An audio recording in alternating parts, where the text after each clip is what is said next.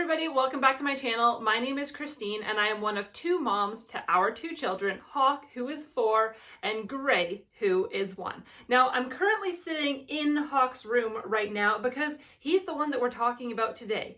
Hawk is headed off to junior kindergarten this September, and that's really only a few weeks away at this point.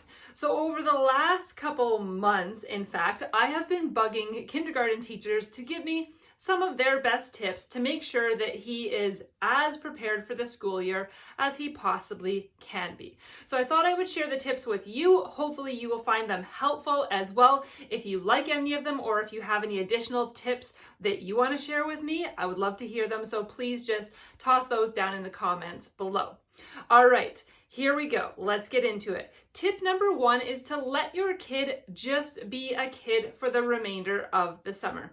Do we all want our kids to be early readers and to have strong literacy and numeracy skills? Yeah, we do. But at the same time, that is the responsibility of the teacher. So if your child doesn't have any interest in letters and numbers right now, don't worry about it. Don't stress about it. The teacher will teach your child their ABCs.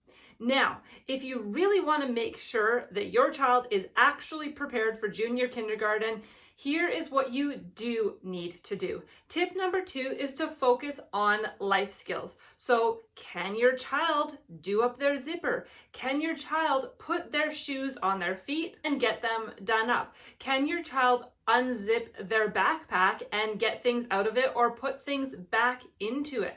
How about their lunch containers? Are they able to open up their lunch pail? Are they able to open up their lunch containers? These are great things to be practicing in the weeks or even months leading up to kindergarten. So if you haven't already, go and pick up their stuff now. Start practicing with it right now. One teacher gave me a really great tip, which was to pack up their lunch pail, put it into their backpack, and then go to a park and have a picnic. The kid thinks it's a ton of fun, but at the same time, they're also practicing doing all of those things that they need to do in order to get ready for school.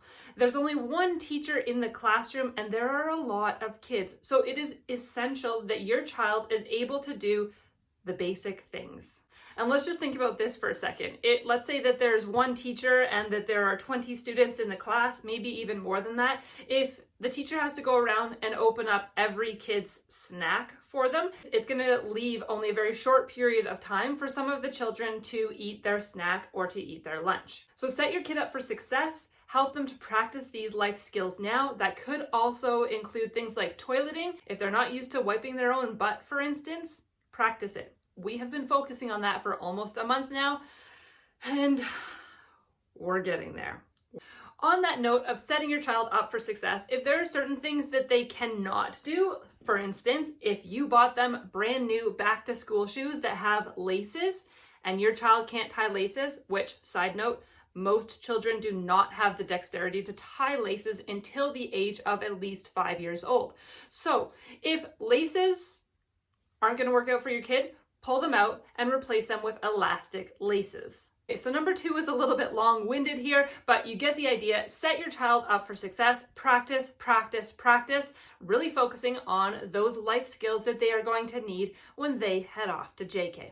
Tip number 3 is to prepare your child mentally. Start to talk about what kindergarten might look like. Who do you think will be in your class? Do you think that there will be any other students who have 2 moms in your class? Start talking about it right now and talk about it every day. Get them curious. Review and discuss what you already know. What is the name of your child's school? Do they know what the name of their school is? What entrance will they be going in? Do they have to wear a mask? If yes, do they only have to wear it inside and then they can take it off when they're outside? What are the routines? Anything that you already know, discuss that with your child. What is the washroom routine? Have you watched the Daniel Tiger episode where it's flush and wash and be on your way? What is the teacher's name? If you know the teacher's name, start using it regularly over the next few weeks.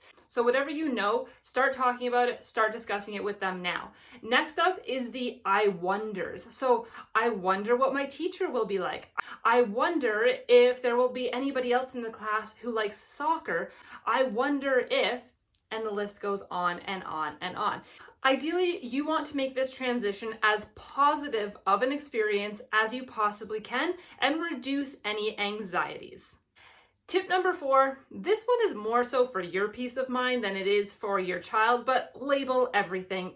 It's going to help the teacher out a lot. If anything is not in the cubby that it's supposed to be in, the teacher knows where to put it. Hopefully your child will be responsible for their own belongings, but let's be honest, therefore, it's not always going to happen. So label things, and that way, hopefully, you won't be losing things quite as regularly.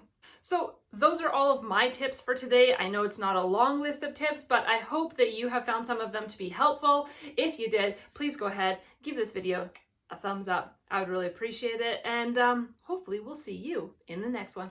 Thanks so much for watching today. Bye.